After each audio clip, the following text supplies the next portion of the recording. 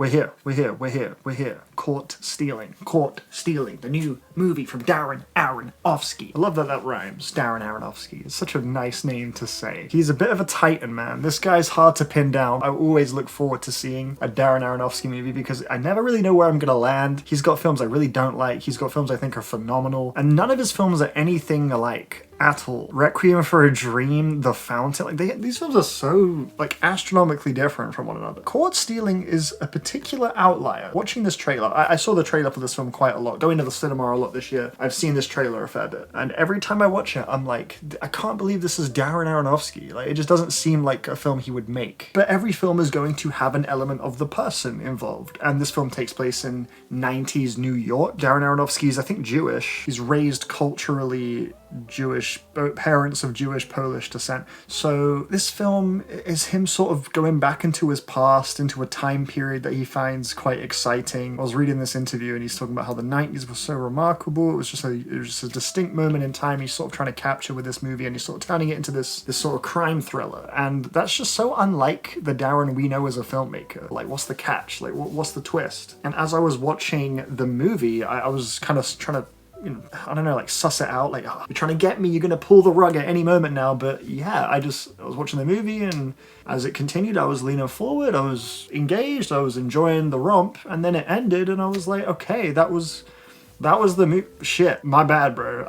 Yeah, this movie is exactly the movie it is advertising to you as. Like, there's no secret behind it. I mean, it has got like twists and turns and stuff, but it's nothing too unfamiliar. I got riffs of Scorsese in this movie. I guess with it being a New York crime movie, 90s, I don't know, I guess some of Scorsese's like snappier, crime films where things just gradually unravel and unfold into these chaotic scenarios. Your Goodfellas, your Casinos, your Mean Streets, but also After Hours too, because Austin Butler at the helm of it all. Similar to how After Hours has you just closely, intimately with this one guy, just sort of trying to get a hold on this situation, but it just keeps getting worse. And the comedy just keeps ramping up as it goes. Like, that was definitely something I felt watching this, although the tone is very different to After Hours. And also After Hours is just like an infinitely better movie than Caught Stealing. Not that Caught Stealing's bad, but I think this movie, just actually sticking with Scorsese, this movie could be seen as Darren Aronofsky's Hugo moment. I have not seen Hugo, but it always blows my mind that this is a Scorsese movie. I remember seeing the adverts for Hugo as a kid, like, it was just crazy just making that connection. I'm sure it's not just me that's had that moment, but yeah, yet to watch the movie. But this is like Scorsese's commercial, like, family, accessible movie. It's like there's no other movie in his catalog that's anything like Hugo. You look at some other modern crime thrillers, very 2020s. What was the one with Rami Malek? It was The Amateur. You got the Wolf's movie. Like, you've got quite a few like crime, comedy, thriller, action movies that, I don't know, they just come off a little bit sauceless. Like, this movie doesn't look like it has, fucking hell, this movie doesn't really have like much bite going on as far as it seems kind of plain, sort of bland, and that's sort of what I think the reception was. I haven't seen it. I'm basing this purely off vibes, which is not very fair, but yeah, like, you could honestly read this Caught Stealing movie as Darren being like, you know what, man, we gotta kick this genre up the arse a little bit. Because it's very clear that Darren's having fun with this movie. I think that's the main thing that gives it its place in his filmography, is this is like his fun one. And it's weird, because in any other filmmaker's filmography, Caught Stealing is like the panicked, anxious movie. Like, if this is any other filmmaker, I'd be like, dude, they're really channeling some sort of survivor's guilt panic with this movie. But because it's Darren, who's constantly on some really bleak, like, dark shit with his films, this comes off like the fun, feel-good movie. Action Bronson's in the movie too, by the way, which was a delight to see. Austin Butler's character, he just sort of gets roped into this whole spiraling crime escapade that just keeps getting worse. And yeah, antics ensue. That's the movie. There you go. And if that sounds like a fun watch, go watch it. I think most filmmakers with that conceit would do something a lot more bland than what Darren Aronofsky did here. I gotta give some credit to Austin Butler. I've been saying for a minute that this guy is really like type shit, one of the best like new faces, new leading man actors. Dude, look at the glow up. Fucking hell.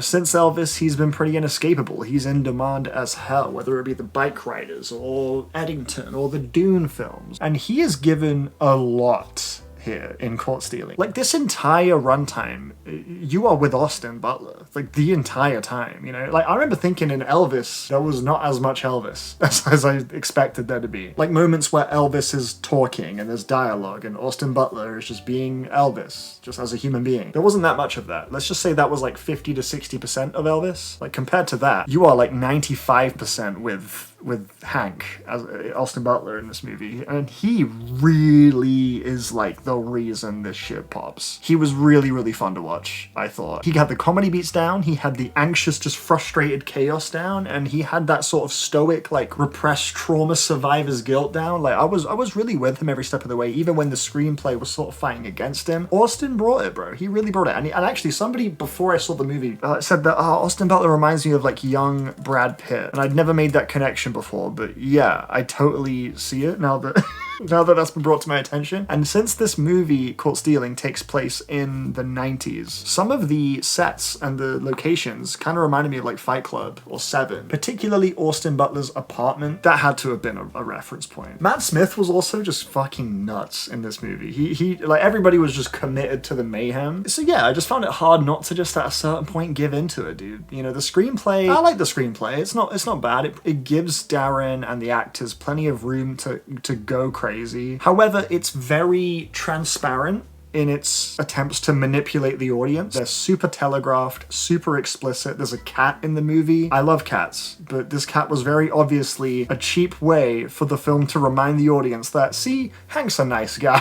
The film also struggles a bit with momentum. There was a big twist reveal around 40 to 50% through the film that I think the movie completely fumbled. It really should have been a bigger, like, holy shit moment than it was. The film struggles with humanizing Austin Butler. Austin Butler's really doing all the heavy lifting there, because the script will be very on the nose and very wordy in explaining how he feels and what he's been through. It will give you these flashbacks, and it just kind of feels a little bit clunky to me. Austin's performance is strong enough to where you can kind of infer things through just his expressions, and I think that would have been more powerful and more interesting. That would have given me something to look further into, but the film instead has him talking to his mum a lot, spilling out everything he wishes he did and what he's been through, and I did enjoy those scenes to some extent. I liked how whenever Austin would call his mum, you would never hear what his mum would say on the other end. I thought that was quite nice. It just gives the audience a chance to just be intimately there with the character a bit more. I guess I just wish the dialogue that was actually being spoken in those scenes had more subtext to them or something. That's where the film sort of shooting for more of a crowd-pleasy approach kind of works against it. Some of the action looked a little clunky. There was a shootout where, I don't know what happened, but there was this like motion blur. I thought it looked a little bit rough. There's plenty of eye rolls too when it comes to the jokes. There were a few rock-solid gags though. There's this ongoing gag with this character, where is he? Dwayne, this guy. There's an ongoing gag with him that got me a few times. And there's a few great line deliveries, particularly from the Jewish guys. By the way, the whole scene with them was pointless. I thought that completely halted the momentum of the movie. The movie just for some reason just says, hey, let's go have dinner with some Jewish people. It was kind of like played for laughs, but it did not land at all for me. And it was right when things were really ramping up, and the film does that quite a lot. Like, things will really ramp up, it will be really exciting, there's a real frenetic energy to it, but then the script will sort of divert. There was one involving Hank's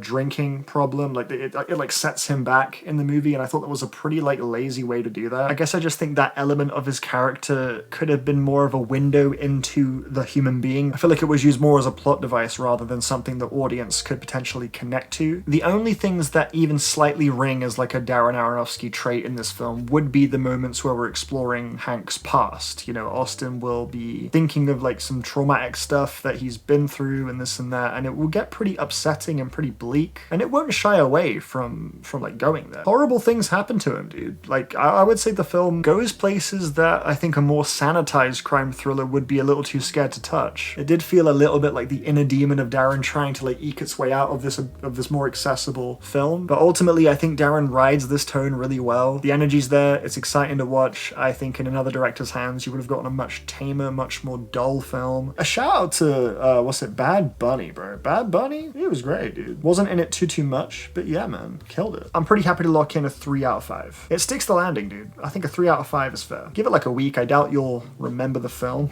This is Darren having fun. If you want to see what that looks like, go give Caught Stealing a go. And also props to, no, not you, where are you? Is it you? Yes, you. Props to you, mate. This guy had some absolutely beautiful line readings. insane vocal range on that guy. So yeah, let me know what you think of quartz stealing. Do you like it? Do you think it's good? Do you think it's mid? Do you think it sucks? I feel like the Darren heads won't fuck with it. The average cinema goers will. It's a damn solid escape for 2 hours. Looks and sounds very nice too. Music and cinematography is decent, man. And that's all I gotta say. Quartz Steel in 2025. Cool. Thanks for watching. Peace. Bye bye.